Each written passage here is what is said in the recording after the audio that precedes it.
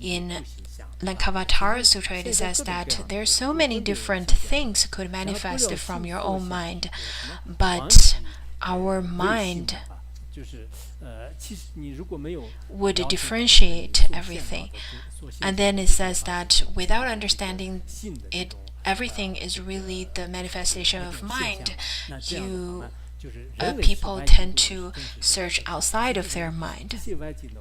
In fact, everything external are only delusions from your own mind. The mundane beings really don't understand that, and because they don't understand, it is quite a pity that they don't understand. People from the world do not understand that happiness and suffering comes from themselves, and they only complain and whining about others. They think that the external phenomena brings them suffering. So we now should understand.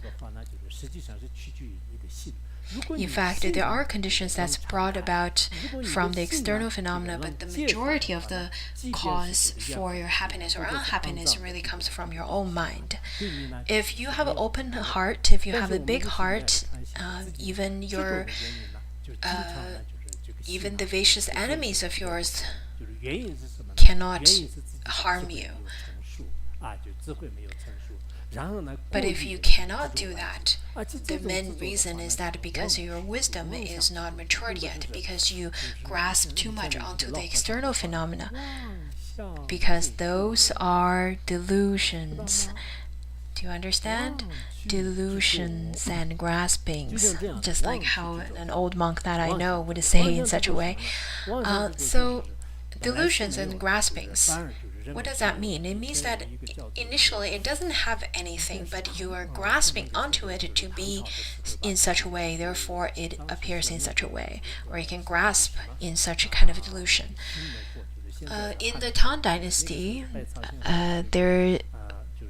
there's a kingdom called Silla Kingdom that is on the Korea Peninsula. At the time, North and South Korea were still together. A famous Zen master named Master Wenhyo, he heard that Master Xuanzang has great lineage of Chittamatra, the mind-only school. Therefore, he wanted to go to China and study from Master Xuanzang. So on the way to China, there was one day that it got really dark outside, and he was alone on the way, and he was thirsty, and he was hungry, and he couldn't walk anymore at a cave, at the door of a cave, or at the opening of the cave. So under the moonlight, he saw this really clear pond. And then right away, he went into that pond and started drinking the water. And he felt that he never had such delicious, sweet water ever. And then he slept somewhere nearby. Second morning, when he woke up, he saw that he is sleeping on top of a tomb, and then the water he drank was the water that oozed out from the corpse. At the moment, he felt really disgusted, and he was throwing up, and it was quite disgusting to him, and he felt discomfort in his stomach and so on. After a while, he started to think, why is it that for the same kind of situation, it could be so beautiful last night but so disgusting in the morning? He then discovered that because the mind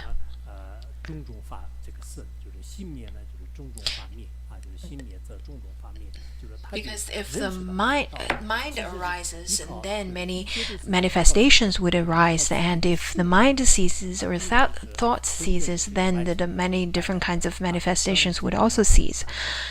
He realized that teaching. he realized that everything is mind. It, in fact, is not brought forth by the external phenomena. Maybe now we're not really at such kind of a level of insight yet. But we should understand that, yes, there are happiness or causes of happiness and unhappiness from external phenomena, from the external world. However, the majority of the reasons and the causes for happiness and unhappiness is really from within. And for this, many of the young people don't understand. Maybe because I met lots of people. I met many different kinds of people. Also, I'm not afraid of getting in touch with different people. Of course,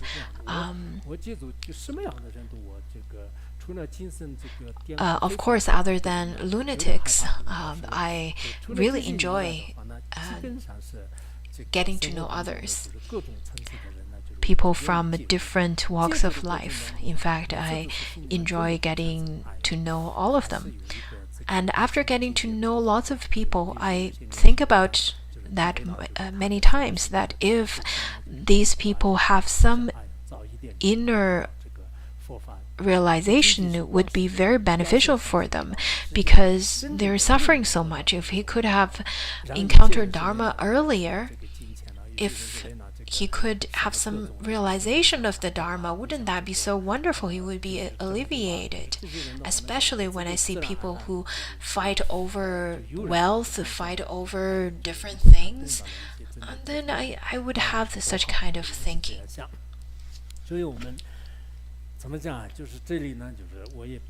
So, I really hope many of you here do not turn your manifestations, do not turn your appearances into enemies. Everything appears, everything manifests should appear as your relatives and friends. Whatever appearances they are, they can become the helpers of your practice. They can become the contributing favorable conditions to your practice. I often talk about do not complain about others. Otherwise, your appearances would arise as enemies. If that happens, it's in fact a very horrifying situation. There are people who claim themselves to be Buddhist. They've studied, they've also get ordained for 10 or 20 years, but all they can talk about is other people's shortcomings. There are some teachers and some leaders or supervisors. If they like to talk about shortcomings of others, and then their followers, their fans, so to speak, would also love to talk about the shortcomings, or contributing in such a way, making such kind of Dharma offerings of shortcomings to the others, especially if the supervisor is in such a way, doesn't really like anything, likes to slander others or use coarse language and so on, then all the followers of that person would do so as well.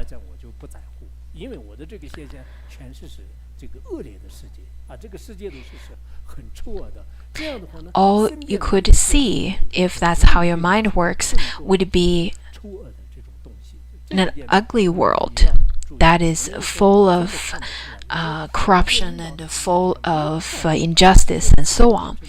And then, similarly, all of your relatives or all of your followers would provide you with the information of such kind of a negative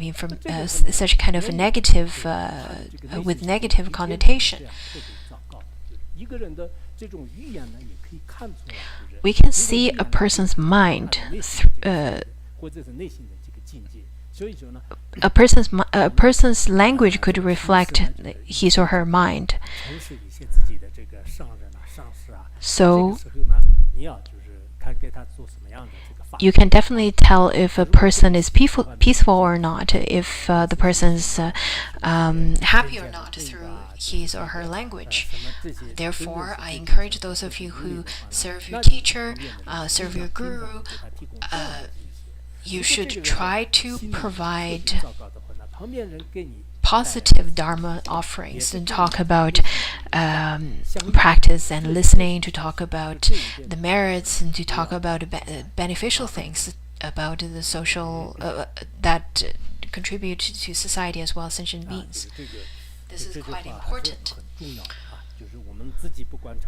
In fact, this is quite important because if you do not look inwardly, then everything else could become your enemies. For good practitioners, he or she could see everything as Pure Land and Buddhas and Bodhisattvas.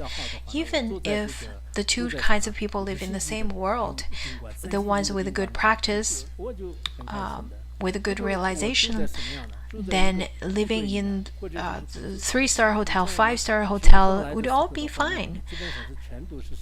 I just remember that at the beginning of, in the very early days of Larungar, all the houses were built by reeds and mud. And from time to time, during meal times even, the mud clumps would fall down from the roof. And even living in such kind of situation, it was a happy time. Also, I remember another thing. When Phuntsok Rinpoche came back from Burkham, I think at the time we stayed in a small hotel that cost only 3 yuan or 5 yuan a night. Maybe because I was really young, I felt very happy at that time, though the blanket was extremely dirty and it was really cold. So I only used that blanket to cover a part of my legs and knees. But my mind was very happy. If your mind is not clear, is not clean, is not happy, then it will be very difficult for the external phenomena to bring you genuine happiness. People would think that I can buy a car without any problem. At first, he would think that, well, I can buy a car that was 50,000. But after having 50,000 car, you probably want a 100,000 car. And the mind would continuously to long for more, and more and more.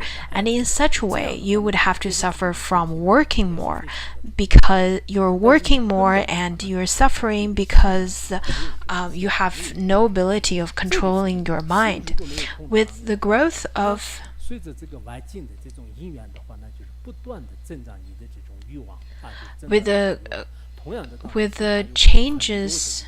with the growth of desire of your mind, then you would try to manipulate the external phenomena, or you would try to manipulate the external conditions. Similarly,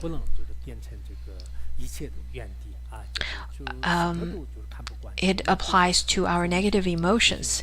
If we do not try to tame it at first, then it will continuously to grow and bring about everything appear as our enemies. In such a way, the practitioner is rather very unsuccessful.